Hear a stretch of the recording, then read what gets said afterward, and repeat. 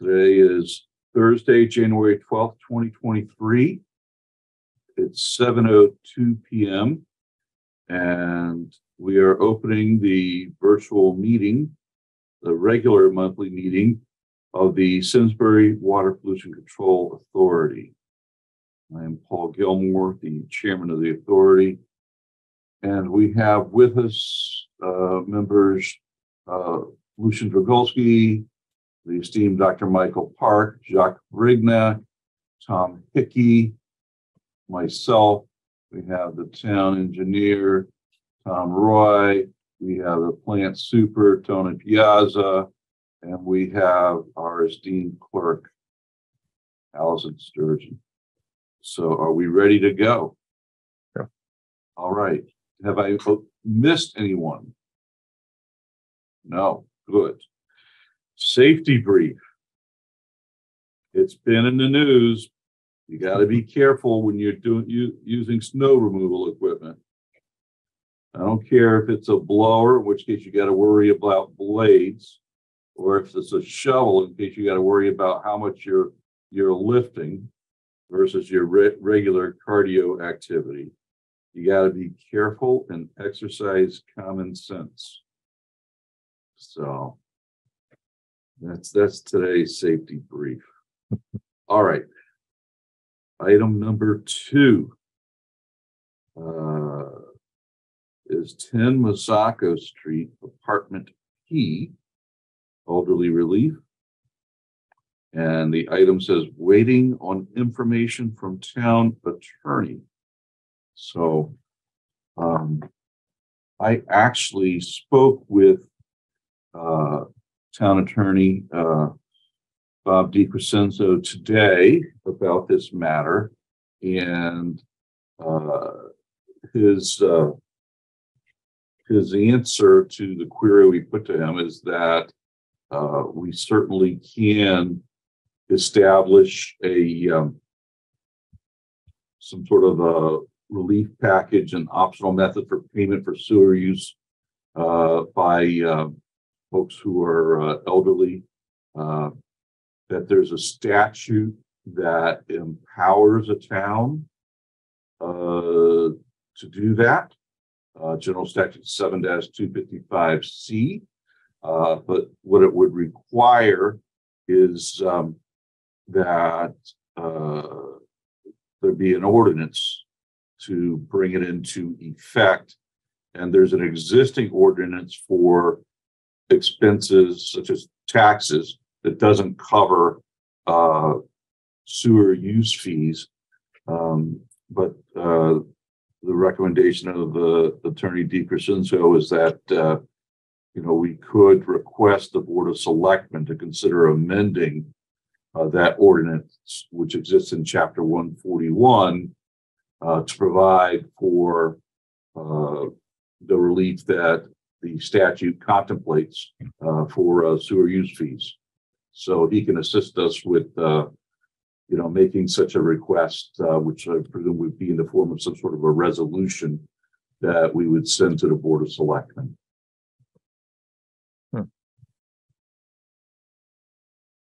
So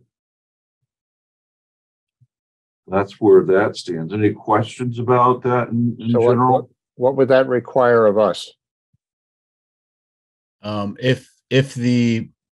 If you wanted to go to the Board of Selectmen and they approved that, we give the elderly relief, and we would have to just put that into our sewer use billing policy. Yeah, which would require a public hearing, which is also part of the next agenda item on tonight's agenda. Yeah, and usually it's utilizing by ordinance the provisions of Section 12-170A of the Connecticut General Statutes, and so that's what Bobby D says. And maybe it gets structured based upon where they qualify from income, and there may be different gradations along the relief. But those are like some of the details that can be worked out. But the overarching question of, can it be done and what's the mechanism for doing it is, yes, it can. and an ordinance amendment or separate ordinance would be a means of doing that. There's a little bit of from your end, it's pretty straightforward in terms of you're making the request to the Board of Selectmen. The Board of Selectmen would also require a public hearing because they would be changing an ordinance. So it's just part of their process, but it's not going to be, it's going to take at least 2 meetings for them to accomplish that. Yeah. Okay. So let's go to item 3, Belden Forest Court. But back on the first one, what, Okay. do we need to vote on sending that request to the board? Well, Yes. I think what we need to do is we need to first have a resolution scripted for us that we could pass and submit. And I think so probably what would happen between this meeting and next month's meeting is that Attorney DiCrescenzo would craft a resolution for us to submit. Okay. Paul, without getting too far ahead of ourselves, would it be possible for at least, I'd call it a straw poll as to whether or not this board was in favor? And that way, at least I could make sure that the town manager and the Board of Selectmen were advised this was coming. It may help them with some of their planning as well. Oh, okay. I thought the answer to that already was yes, and we were just looking to see whether it could be done, and if so, basically how. But maybe I'm misremembering. I thought I didn't want to speak for anybody else. Just so I'm clear, this is going from having no elderly relief to establishing some sort of elderly relief program. Yep. Correct. Right now, in the facility connection charge policy, there is the board does have something for elderly relief in the facility connection charge policy. But that is the only spot we have it. No. So this would pertain exclusively to the annual fee, not there's something already in existence for the FCC, but not for the annual charge. That's what this would be for. That is correct. Okay.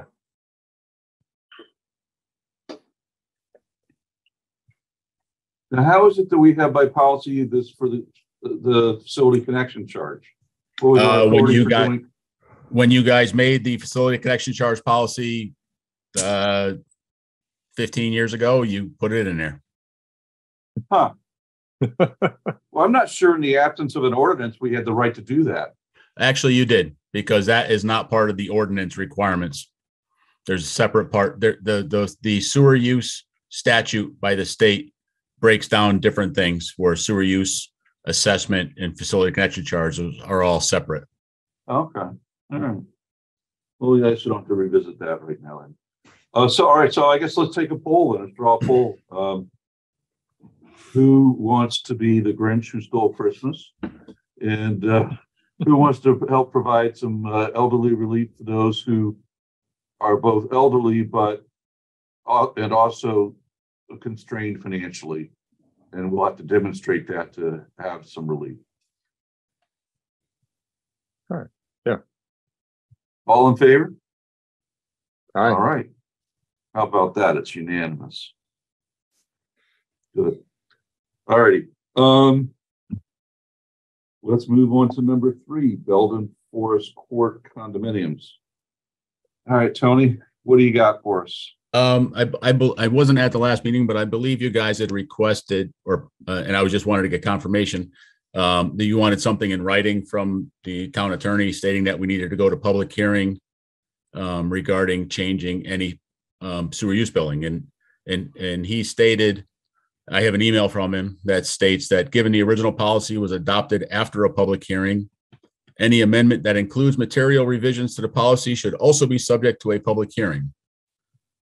So any changes that we're going to do to the sewer use billing policy has to go to a public hearing. Okay. So if we wanted to go to, I believe the recommendation a couple months ago was go to any multi-use building that had one water meter would go to commercial use. Any multi-use building that has just 1 meter? would Yeah, go to like an commercial? like similar to an apartment complex that has 1 water meter. Belden Forest Court has 1 water meter, so it would go to commercial use for that type of facility. So even though it's a residential condominium, if it has just 1 meter, it will be deemed to be a commercial use? Correct. And what's the rationale for that? That was what I believe Ed had stated at a couple meetings ago. Was not my statement. That was from a member of the board. And we can look back at the minutes from a couple of months ago to get the exact, but That's from the December meeting? All I right. believe so, yes. No, the November meeting, I think. November. All right.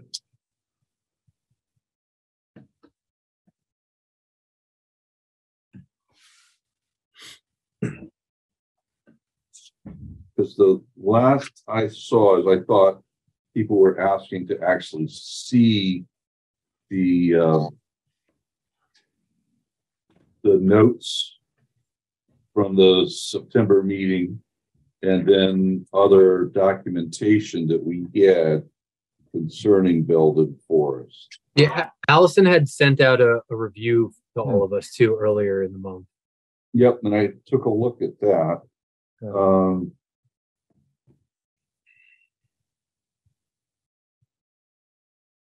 Okay. But that was just a statement, Paul. That doesn't mean, like I said, nothing has been directed to myself on how to change the sewer use billing policy. But if we're going to change the sewer use billing policy, it does have to go to public hearing. So whoever it wants to get changed, it has to go to public hearing. All right, and I've missed a couple of meetings and I've gone through some of the notes and such, but I don't know if everyone is yet resolved about whether we are going to, want to actually change this, and if so, how we're going to define it. So does anyone here have a recollection of where that stands? Not really. I mean, personally, I'm not quite sure. I mean, other than the fact that I guess this fell through some categorical loophole, I don't see why there's a need to necessarily change the existing situation. Yeah. Is there a negative here that I'm not seeing with the way the current situation is? Go ahead. Well, I think that the concern is that this particular complex is, they're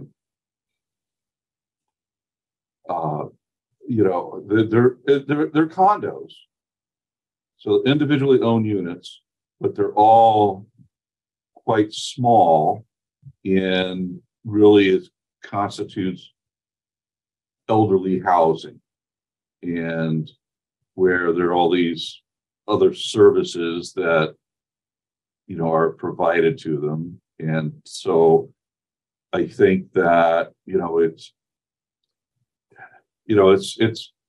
from like a policy standpoint, it's almost like this elder thing we were talking about before, except it's not asking for any kind of proof of constrained financial resources.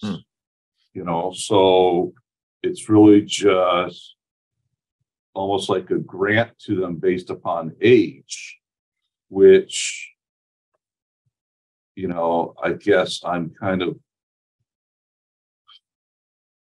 loath to do, because if you don't take into account the economic circumstances of someone and just base something on age, I'm having a hard time seeing why that's fundamentally appropriate. Hmm. And, you know, I think one of their arguments is that, well, these are all really small units, you know, because it's just, you know, single, for the most part, single people, you know, but I mean, again, it's something I really struggle with because, yeah, I mean, you know, they are living in relatively small units, and they claim to be, you know, resource challenged, but we're not asking for any proof of that. And it seems to me devising a rule that categorizes something as essentially a quasi-commercial use based upon the number of meters, you know, I'm having a hard time seeing that as being something that is, you know, solid reasoning. If we base this on individual units, then wouldn't some units qualify and other units wouldn't? You know, if we have some kind of criterion for economic hardship or whatever, it could get really complicated. I think the easiest thing at this point is in not knowing, but I think the elderly relief part of the change that we're looking for should apply to 90% of these people, I would think. And that relief based on a town code also applies to anyone with disabilities and such. So there's different parts of the relief that come into play for the town code. So it may affect everyone that's in the facility anyway. And I believe the total amount that can be, and I can't remember the exact, I want to say it's up to 50% reduction in sewer in fees. And it's all based on, there's different structures based on income level and things of that nature for the relief.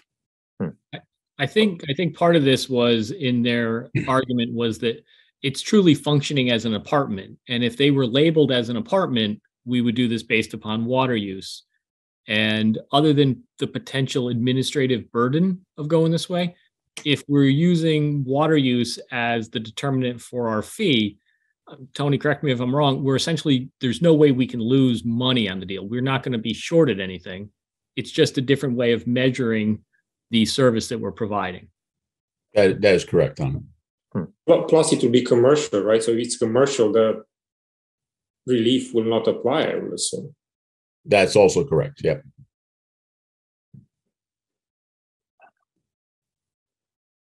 So one more reason to give them the commercial status and have 1 meter and pay for the water usage. So what happens if all the rest of the condos in town decide to go to just a single meter if they're all per building? How they are set up. It so happen in this building they have 1 meter for the entire building. If the other locations they have separate meters for each condo, then they cannot do this because they have to redo all the piping in the building. See, the reason why apartments, I think, are treated as commercial is because, you know, the apartments are owned by a landlord who's conducting a business, right? I mean, where the landlord is renting out apartments. And so when, you know, condo owners are living in the same building, you know, there's not a business that's being run by that. I think the other issue was, if I remember correctly, some of the units are owned by the condominium association, and I think they are rented So that was the other thing that the gentleman was trying to convey to us. Some of the units are individually owned by whatever the owners, but some of them are owned by the condominium association. That is correct. This is definitely this complex is a unique situation. And I can say there's definitely no other place in town that is like this. As far as any other condominium complex that has a single water meter and a single sewer lateral, I do not know of any, but we can definitely research that and get back to you on that. I mean, I'm not trying to be difficult. I'm just trying to be. You're always difficult, Paul. You saying I come by it naturally, Michael? Yeah. It doesn't take effort. It's in your genes.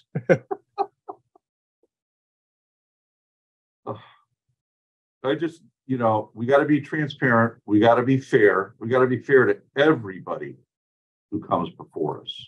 And that doesn't mean that everyone gets treated the same because people are in different situations, but we have to be fundamentally fair towards everybody in all that we do. And I'm wrestling with the concept of you own the place each individually. You got one meter, so it's commercial. So yeah, I don't know. I mean, in some ways, is the Belden Court here, these people, are they a condo association?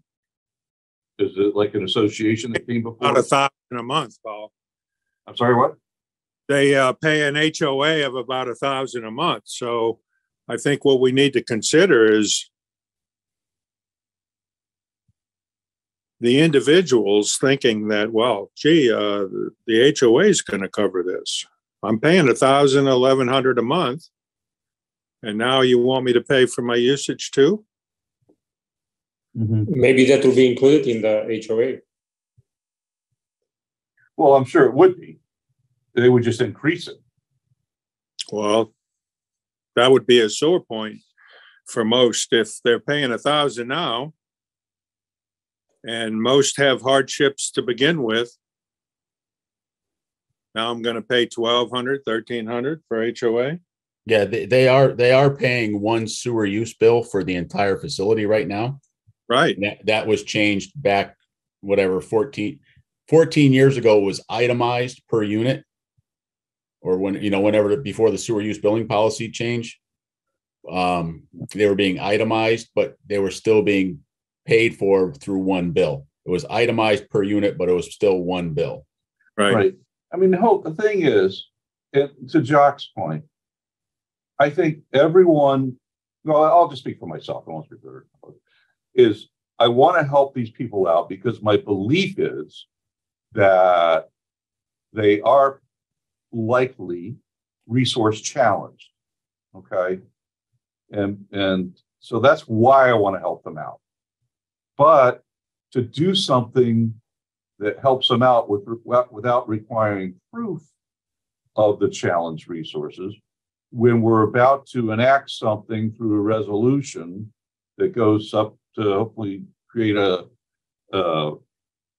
ordinance that would provide relief for people who establish the right, I just don't know that we want to bestow that right and permit the residents of this one facility to bypass the process we're about to ask the town Board of Selectmen to enact. It seems like, yeah, it sounds really, it's a shortcut to get to where we all want to be to help people out, but it's a shortcut that cuts some corners and does so by, creating this rule that says, well, if it's a single single meter, then okay, it's commercial, even if it's otherwise a condominium. And I'm just, that to me, there's some syllogisms in there, right? The logic isn't tight to do what I really want to do for these people. So those are just my thoughts. But I mean, if we have individual bills for each condo owner, some of them will pay because they don't have any income challenge or whatever, and some will not. So I'm in the same apartment building or whatever, the same structure, and I am paying and the guy next door doesn't pay. And how do you divide the bill? Because there'll be one bill that's coming to that address, I assume. So that will be even more complicated. And they will create some kind of frictions between the residents there. And I don't know. I think if we go commercial, it's one bill and you deal with it, and it is what it is. We are trying to be fair with everybody, but at the end of the day, I'm not sure. Creating a very difficult situation to manage. Where does it stand now? Right now, there's a bill for the whole complex, right? There has always been one bill for the entire complex. For the entire complex, yeah. 14 years ago, or give or take, it was itemized as residential per unit, and it was one bill. So it was forgive the numbers, but it was a $10,000 bill. Huh. 13 or whenever when we changed the sewer use billing policy, this was changed to a commercial building, and they got one bill, and it's a $4,000 bill now for the entire building, but not itemized anymore. Huh.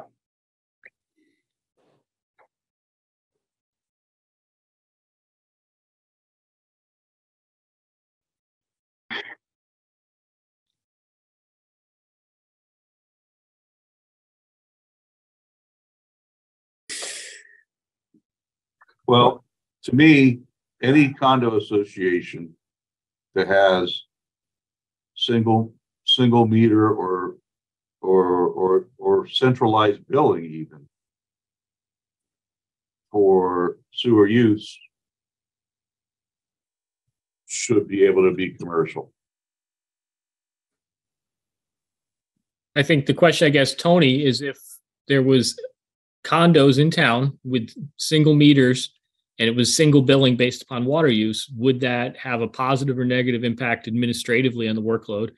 And do you see any negatives associated with the fees collected? I think it would be very minimal for fees. But again, this would go back to having to change the sewer use policy, billing policy, because right now the policy states that any individually owned unit will be paid or will be charged residential rates. Mm-hmm. So this is what goes back to where we'd have to change the policy to say that the single water meter per building would recommend any multi-family building or multi-use building would be commercial.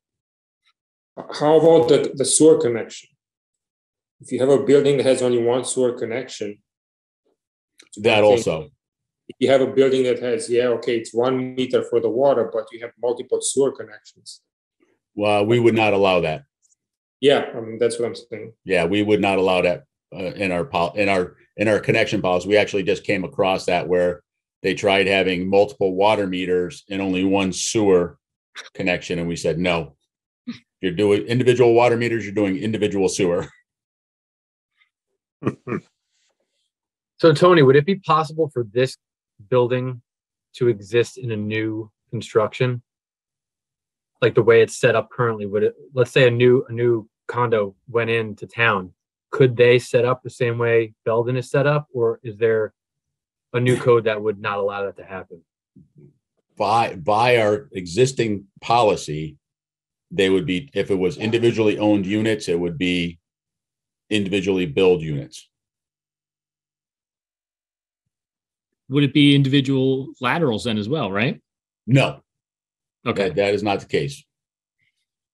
Because again, we just with Highcroft townhomes, they actually wanted to list them as condos when they initially came in. And I said, if they're condos based on our sewer use policy, you need to have, you can't, because the way they wanted to do the building and the way they wanted to rent them, I was like, you need to have it this way. And they're like, well, we're not doing that. And I said, then you need to put into your contract that these will never be sold and they'll be rented forever. And they changed how they had everything connected and things of that nature. So it's individual water meters, individual sewer uses for the townhomes. They wanted to make them condos with one sewer connection, one water meter, but they wanted to be able to sell them off later on. Mm-hmm. I And you told them said if they no. want to sell them later, you have to have individual units, because if they'll be individually owned, you have to separate everything. And Belden has one lateral, correct? Belden has one lateral and one water meter. Yes. Well, the one you were just discussing, how many laterals were there? 4 or 5 for each building. Again, I tell you, this is just an odd duck. It doesn't fit in the normal categories. So if we require Belden to pay individually, would we have to, would we require water meters to be put on each unit? Like how would that? No, because we How don't would that require happen? water meters for individual homes. Oh, right. But what's troubling, Tony, is you were telling me about this builder who changed their mind about how to do something. And it's because what you were saying is, well, if it's going to be individually owned units, we got to bill each as an EDU, and they didn't want to do that. Well, they did not want to be restricted for sales later on. They wanted to give one lateral and one water meter for each unit. And I said, and we stated that if that is and this was part of the developer's agreement, we stated that if they wanted to go that route where they wanted one meter, they had to stay rented for the time, forever. They had to put it in their association fees that they're rented forever, that they could not sell them off as individual units. And that's why they decided to put in individual laterals and individual water meters for all of these units, so they were not restricted later on. But again, they're not apartment buildings, they're side-by-side units, so it's a little different. But they still wanted just one meter. They wanted, but they do not have that anymore. Right. And that's because you said if you go to 1 meter, you got to be rental the whole time. You can't go to a condo. You can never be a condo. Correct. All right. Well, here we have in Belden, they're condos. So the same logic that you were using with that other project says that, okay, you can't just have this individual meter if you want to be a condo. You got to have separate meters, right? You are correct. Based on our current policy, correct. So that's treating essentially Belden, we changed things differently because right now they happen to have 1 meter. But I just, and everyone can sell their individual things. It's not uniformly owned. Some of the Belden units are owned by somebody else. They're owned by Belden Forest Complex, yes. So some are condos that are owned individually and some aren't. That is correct. So, I mean, I guess the association is a landlord for the ones that it owns. right? But it's not for all the other ones.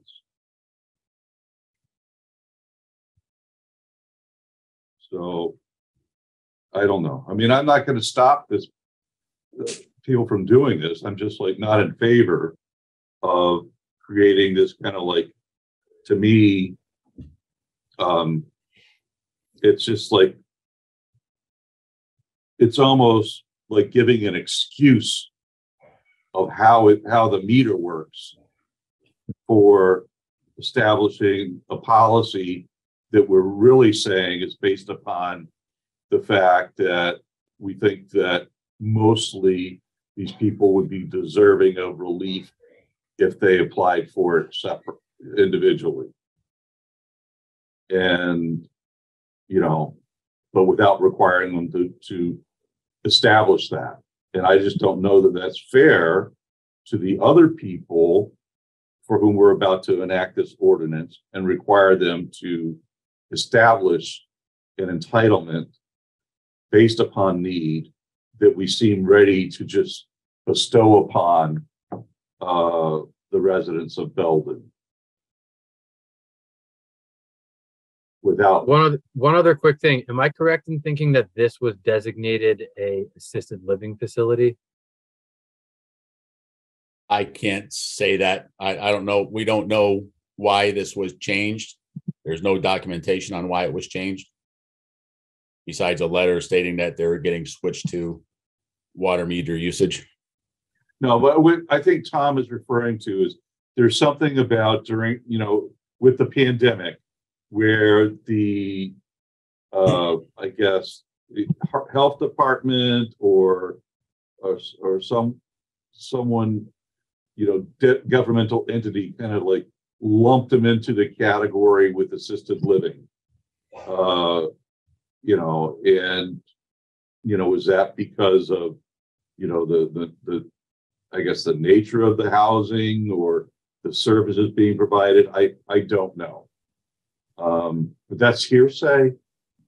It was only recounted. I've not seen any documentation, I mean, to that effect. I just didn't know if that would weigh on our decision at all, if that, you know, put them in some category. Well, I mean, if it were designated as an assisted living facility by, I guess, some department of the government, that, you know, could we then consider it to be a commercial enterprise? You know, I think, yeah, maybe that could be a difference maker to my mind, because, you know, if you're providing assisted living, then there's the fundamental difference. I mean, what about like McLean? Do people individually own things at McLean, or are those all rented? Those are all rented. Or rented. I mean, you cannot have assisted living condos. I mean, the whole facility is assisted living. It's administered by somebody. Yeah. Provide services to the occupants, the residents. I mean, maybe they can get help from the condominium association or whatever, but they own their own condo, right? So, well, and in the notes that Allison sent, it says in terms of procedure, they were designated assisted facilities. So it's some weird, I don't know. The other thing, Lucian, to your point, I know, and maybe the best thing to do is either we put a list of questions together, or perhaps we table this and have somebody representing Belden Court to come back to answer some of these specifics at a later meeting. But I know the one that surprised me is the association has access to all of the homes. You know, they open the door, they walk in, and I believe they take out the trash. So there's a high level of service. So it's not like a traditional condo, but I think there's a challenge in how do we define this? Yeah, and we already did speak to them. I don't know if you were in that meeting, Tom, but I was aware of that meeting. I was not in that one. Yeah, so we talked to them, and they had, I forget who it was that was kind of representing the group, and they were Tony Morano? I think that's right. Yeah. Yeah. And there were several members of the community there too represented, and it was pretty clear that none of them were interested in changing the current situation, and they all kind of had various reasons for why they thought that, and most of it seemed to stem from financial concerns. But yeah, it seemed pretty clear to me at least that they were kind of all on the same page as far as what they did not want to have changed. Mhm. Yeah, no one wants to pay more money. No, but I remember there were services provided for everyone living there, but of course there's services provided for someone who pays condo fees. You know, snow plowing and so on. So where's the dividing line? I mean, what's the definition of assistant living and just, you know, the services provided by your condo? I have no idea. I've never lived in a condo, so I don't know. I don't know what that entails. And I would think at some point this is us getting too deep into the weeds. Like, it's our job to just say this is this or this is this, and then beyond that, the owner of the building can provide whatever services they want to provide. But you know, it's not. That's not our concern. Yeah, right. Really. It's not our call. Yeah. And then there's not just one owner of this building. There are plenty of owners of that building. Right? Because they're all condominiums. So I don't know. So, boy, we spent a lot of time on this one item, and I do apologize for that. So what do we want to do? Do we want to move forward with going to a public hearing and making a policy based upon a single meter qualifies individually owned condos and a housed within a single structure as being subject to the actual water usage fee and not the EDU? Or do we want to have the residents and owners of these condos await the adoption of the ordinance? If you want, Paul, what we can do prior to making that decision, if you want, we can look at any potential financial impact for this change to see if there's any other facilities that this would apply to. I'm not so much concerned about that because I think that, you know, we've been around for a long time, and I don't think that, I think we're always so fiscally sound that we don't really get ourselves in trouble financially, and we leave ourselves an adequate cushion and reserves and all that. And so I don't think we need to necessarily look and see, okay, if we make this exception, you know, what's going to be the ramifications. I think, you know, I think we've kind of like surveyed the, you know, essentially this, you know, anecdotally and what have you. So I'm not so worried about that. I just think we need to make a decision, and it doesn't have to be tonight, but we got to make a decision as to which road do we want to go down with respect to Belden. And I'm open to suggestions. Or to a vote.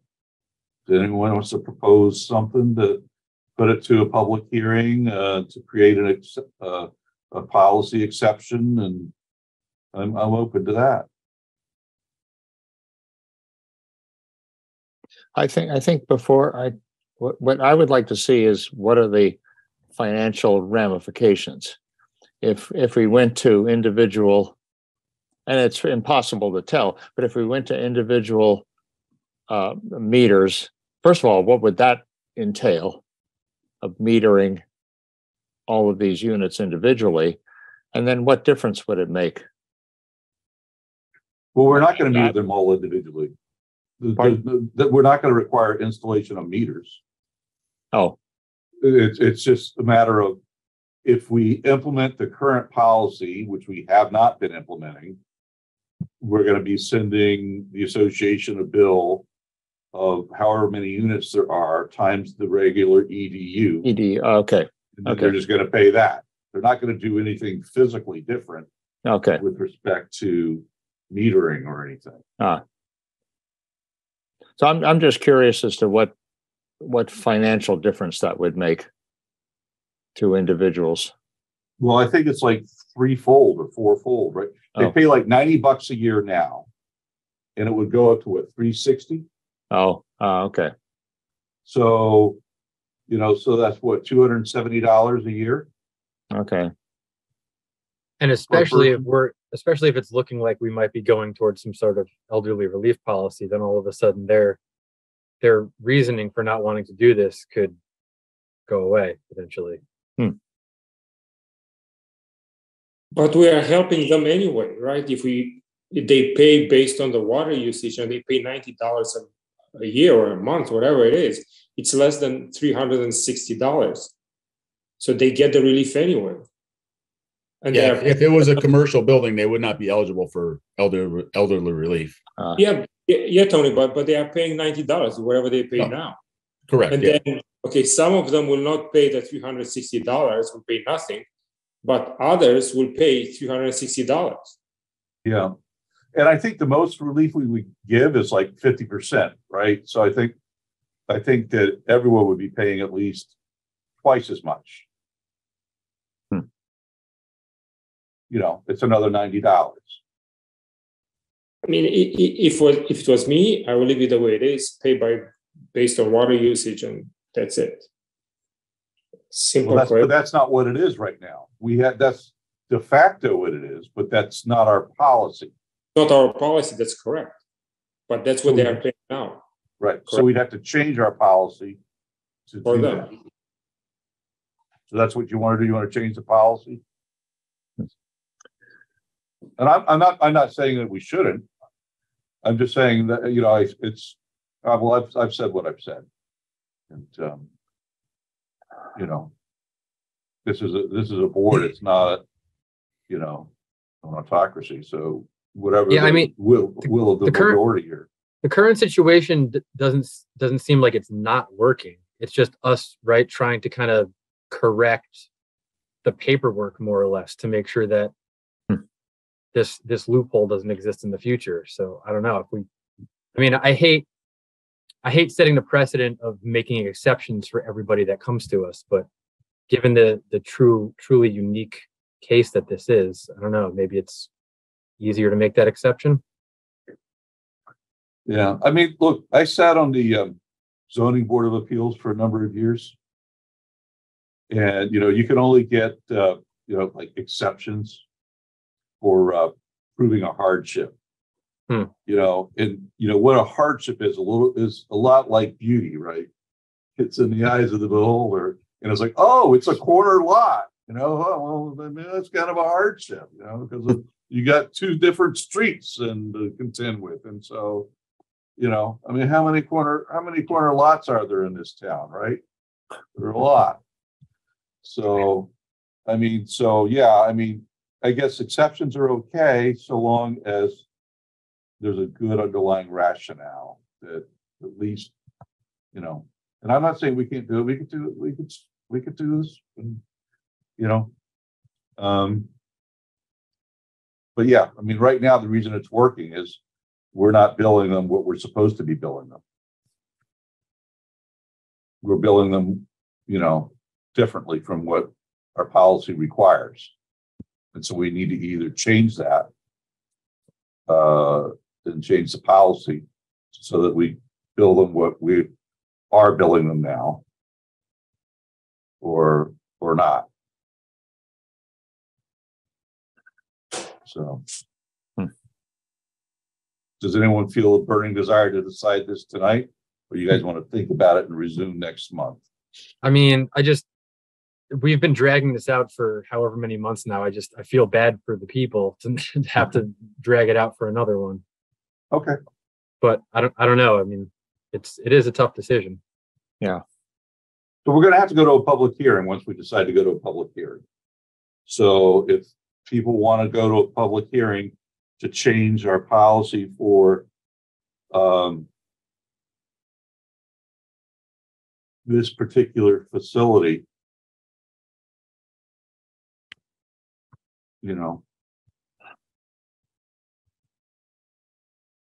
Well, Tom and Tony, what will be the Tom and future? Tony? I'm sorry. Go ahead, Tom.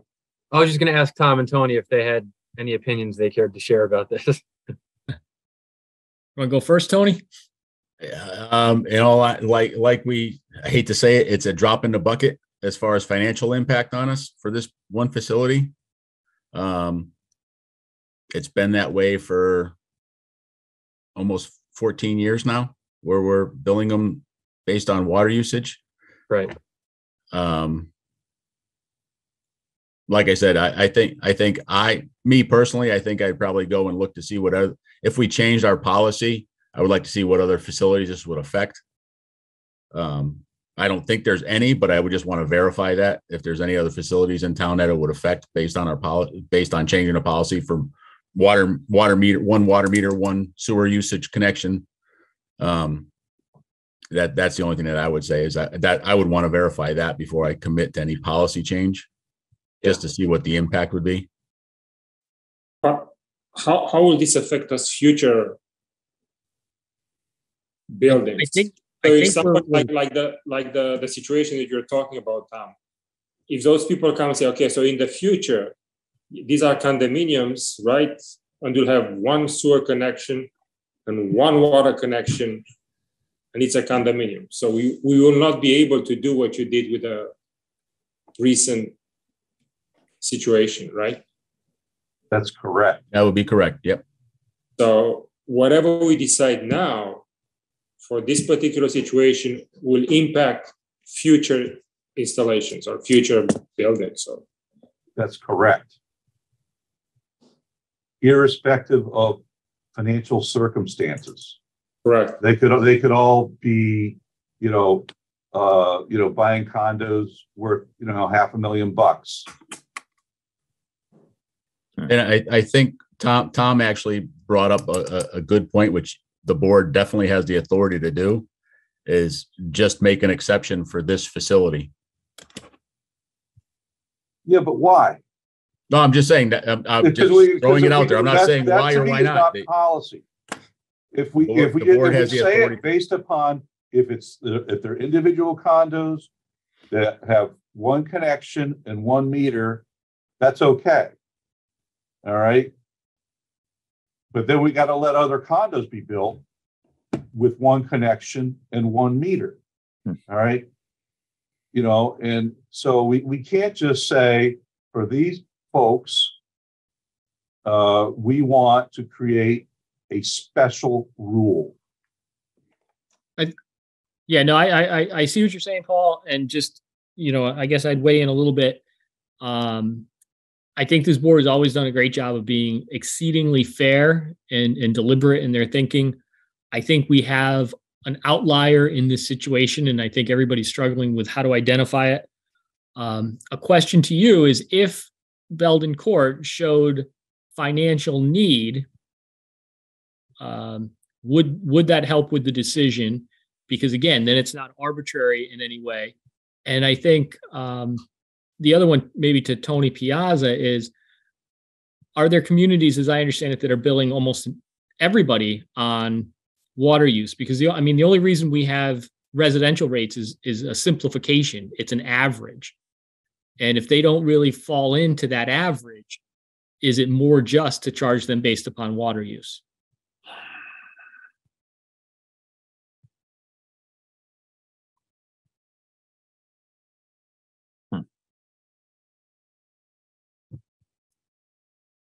Well, here's the thing. I'm uncomfortable basing this on financial need, because we're going to ask the town to enact an ordinance that will provide relief based upon financial need to qualifying individuals. And the town already has ordinance that provides tax relief for qualifying individuals. And so I'm very uncomfortable about assuming that these would be qualified folks and bestowing upon them tax relief, bypassing a process for tax relief. And it's like creating some sort of like a safe haven, for, that if you're in this building, you get relief. And, without demonstrating the need that we require other people to do. And that to me is discriminating. It's disparate treatment. And I'm uncomfortable providing a benefit without on an unequal basis that doesn't require what we otherwise require. To me, it fundamentally doesn't seem right. No. But that's just me. No, I want to help these people out because I believe they're probably in that situation, but I can't in my mind say, okay, you can have it, but everybody else, you got to go through this process and prove it. I can't do that myself. Yeah, I'm not that's a going to fair stop point. the board from doing it, but it's not going to get my vote. Yeah, that's a real fair point. I agree.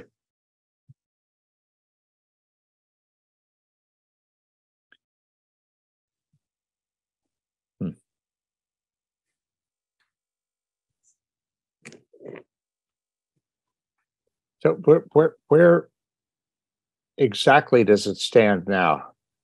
Just where it is, we just charge the owners for one fee for everyone. Last Okay. July 1st, we sent the entire complex one bill based off of water usage. Okay. And you said it was a drop in the bucket. Well, it's about a $10,000 difference in billing. Oh, yeah, all right. But to us, it's a drop in the bucket. Yeah. So what, I mean, in some ways, I kind of think leave it alone as it is. But that would require a policy change if we did that. But Which we're already doing it, right? Yeah, by mistake. By mistake. Yeah, that's the whole point of this is Okay, we're correcting. okay. We're either correcting the mistake or changing. So we have making to do an exception. Yeah, we have to do something. Yeah, Leaving it as is would require us to make an exception. makes it okay. Okay, yeah, okay.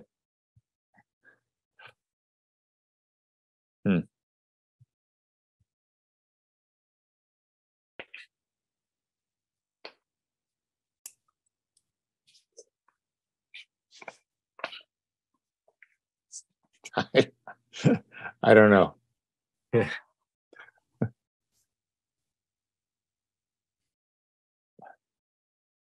All right, so it's 8 o'clock. We've been on this topic for about 45 minutes. What I'm suggesting is I'm going to wait about another 2 minutes. And if someone wants to make a motion, you can compose a motion and put it forth. Otherwise, I'm going to just table this for another month. And, we can have Bobby D work on this ordinance resolution. And, I'm going to be recommending next month, us trying to expedite an ordinance resolution that will provide relief to qualifying people of need. Maybe if we have the resolution, the owners will sort of like that idea to have some kind of relief from their, wherever they have to pay. So maybe they will end up being in the same situation. So maybe we can advise them that this is in the works. This is what we are going. Yeah, that could be a good compromise. We just don't make a decision on this until that relief ordinance is in place, and then we make the decision. And we present it to them. So well, see, we are trying to help you. Yeah.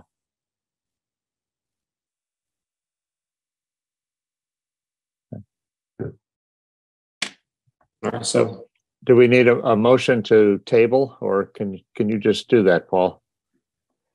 I think we can do that. It's not in here requiring any particular action, and we can just table this. It's not like a public, separate public hearing. Although I wish Jay were here because he's more in command of Robert's rules than me. So I'm willing to be corrected. Maybe Tom Roy, you might know better, but I think I can just table it and move on. You're muted, Tom. He said that's right. Okay. So Okay. let's just Except move don't on. say- Okay. Yeah, and I don't know. Do you think it's worth? I mean, to Lucian's point, do you think it's worth somebody reaching out to Belden and just letting them know, hey, this is where we are, and we're trying to move forward with this ordinance? Like, will that make a difference to you guys? What, get their thoughts on the whole situation, or? We I will think- let them know. They're usually pretty asking us what happened at the meeting. I'm sure we'll get a couple of emails tomorrow asking Okay. us what happened at the meeting. So we'll let them know about that. Okay. And they may invest the 45 minutes to watch our discussion here. And in all seriousness, I do think that, this is exactly what this board has always done well. And it was a genuine and honest discussion about pros and cons. So Well, yeah, they'll see that we actually, cared. Yeah. Okay. Okay, good. Let's move on to item number 4, fiscal year 23-24 budget discussion. Tom.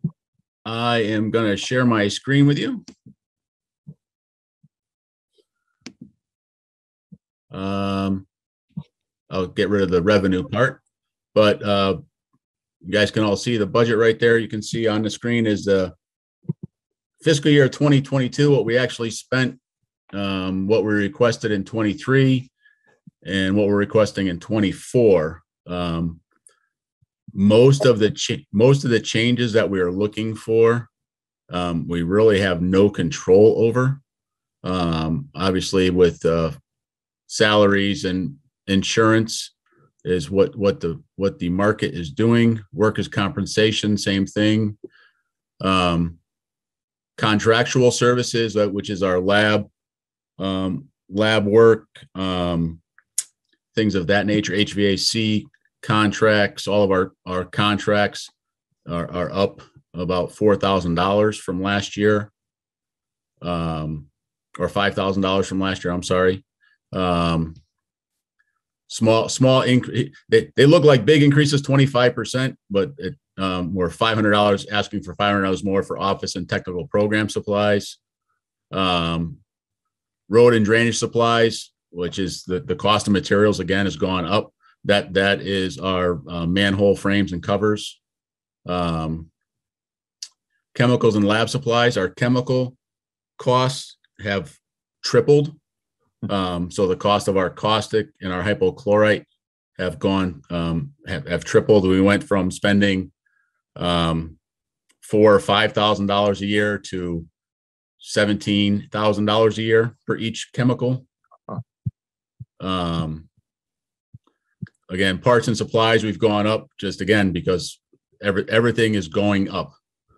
So all these next 4 or 5 items here on the budget are just our pass-through costs. The biggest increase that we're going to have is our refuse disposal. Actually, the biggest 2 increases are electrical costs. Our electric rates is it 12%, Tom?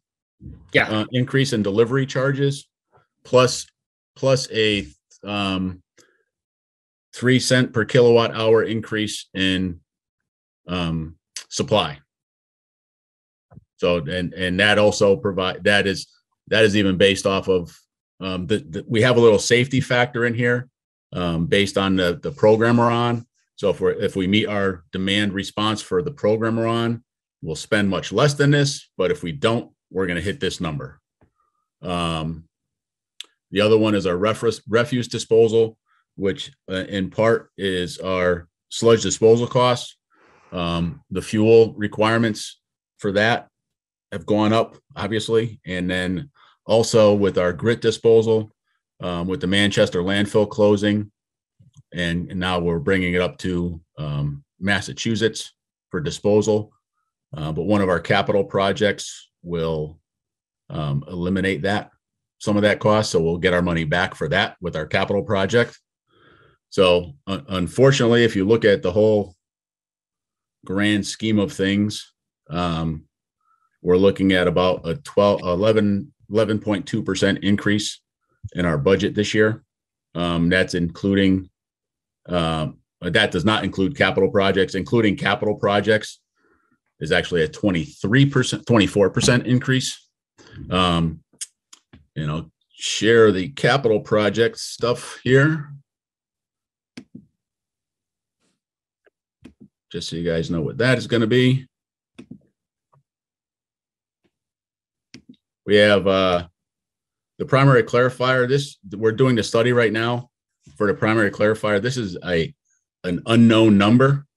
If we have to do a complete structural rehabilitation of the primary clarifier, and I'll be honest, it was a guess that it's going to cost about $850,000 to fix the clarifier structurally.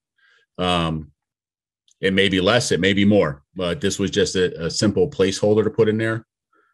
We are also, this number may go away completely because we're also looking at, with the study we're doing right now, is mothballing them and taking them out of service completely. So we don't have to do anything to them. But they do provide a easy storage capacity if we have any emergencies. So that's one of the capital projects.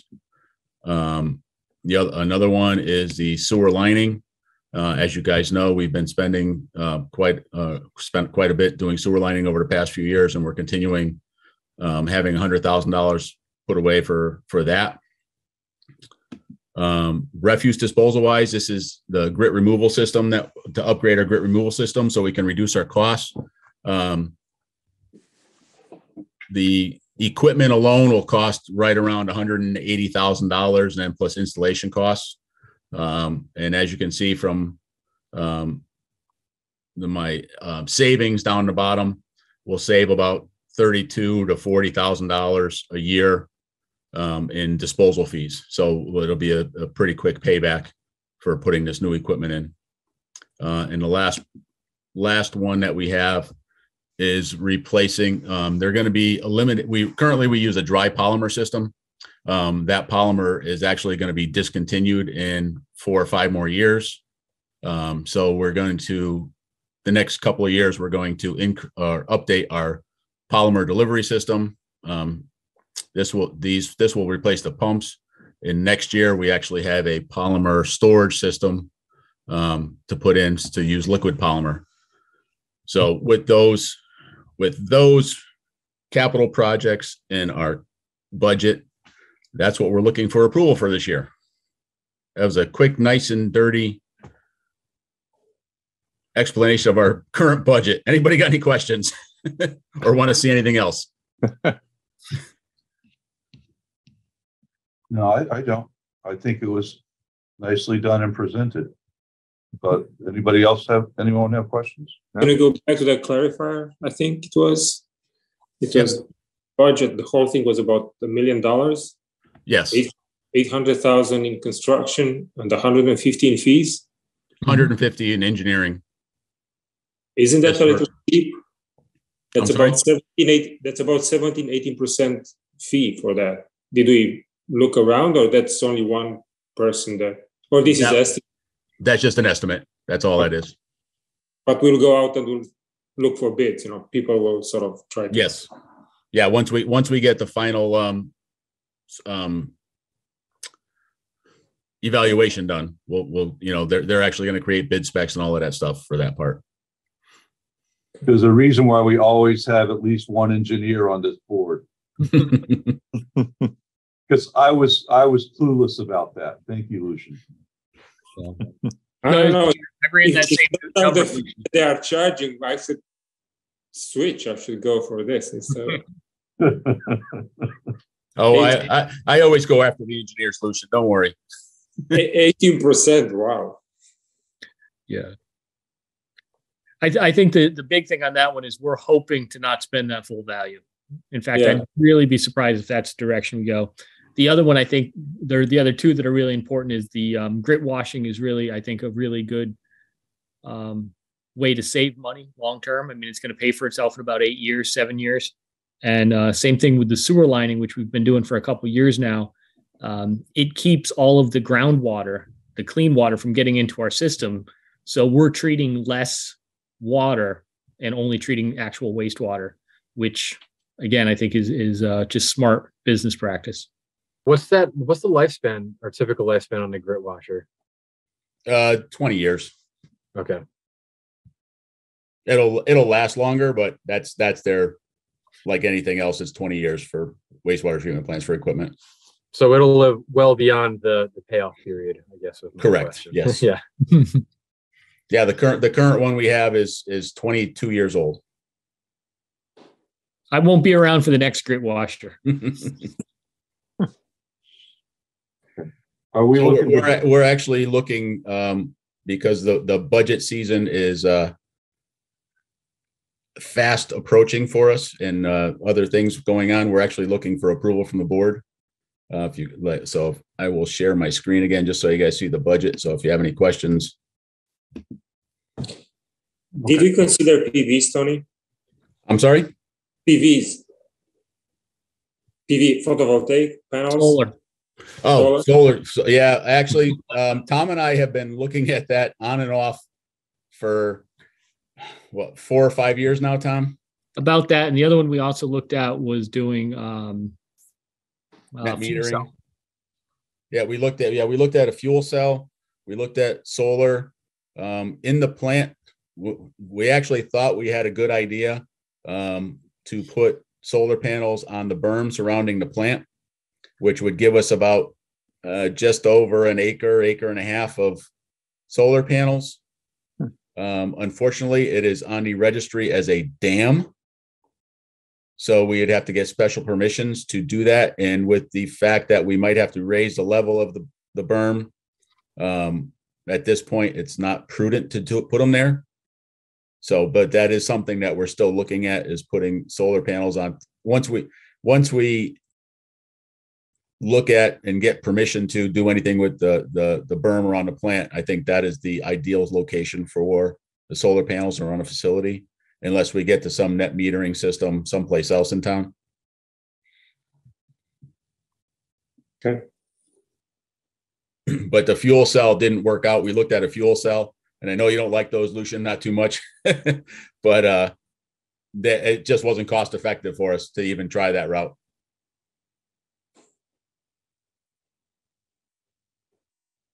Okay, so we're looking for a motion to approve the budget as proposed and delineated this evening. So moved. Second. Any discussion? All in favor, say aye and raise your hand. Aye. Aye. Aye. Motion carries unanimously. Item number 5, status report on sewer extension projects. There is actually no change. Eagle Lane is almost completed. They still have a couple of inverts they have to finish, and then we'll take that over. And I know there's 3 of the 4 residents are all ready to hook up. So that'll be good for out there. And everything else is still as noted. All right, very well. Anybody have any questions on the status report so given? Seeing no questions. Item number 6, treatment facility report. Tony. Everything is great. Item number 7, correspondence. Best report ever. No, actually, I already touched on everything that's on here. Yeah, I've actually, with the budget items, I've touched everything that's on the report. So, Sure. All right, so there's no correspondence to discuss? no. Okay. Item number 8, December meeting minutes and possible approval. Has everyone had a chance who attended the meeting and can vote thereon? Have a chance to read them? Yep. Mhm. Okay. Any questions or concerns or proposed amendments to them? All right, so I'm looking for a motion to approve the December 2022 meeting minutes as artfully composed by Allison. So moved. Second. All right, discussion. Seeing no one wanting to discuss, I'll entertain a vote. All in favor, say aye and raise your hand. Aye. Aye. I'm abstaining since I was not there, but motion does carry. Thank you. Number 9, unless anyone has any other business. The only thing that I just looked at, just to give you a quick, we're still waiting on Pine Hill Homeowners Association to vote on any changes to the budget. That's the only difference for the sewer extension report. So. Okay, all right. So seeing no other business, I'll entertain a motion to adjourn. So moved. Second. All right, we're waiving discussion on that. All in favor? Aye. Okay. Good night.